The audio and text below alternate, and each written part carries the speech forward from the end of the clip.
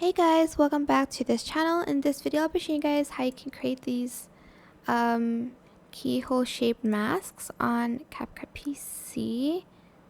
So I am just going to, let's copy and paste this first. Go to mask and select circle, and you're going to select reverse. Let's just put this to the side like that.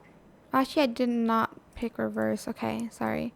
Then I'm just going to blur that out a little bit by feathering it out.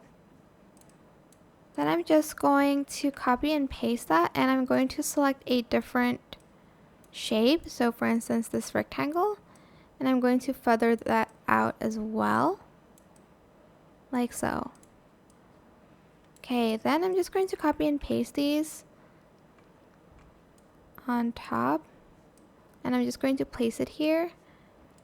And on this one, go to mask, on this one, and round out the corners.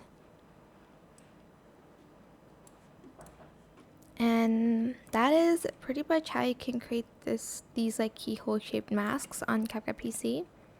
I hope it was helpful for you guys. Don't forget to like, comment, share, and also subscribe to this channel if you haven't done that.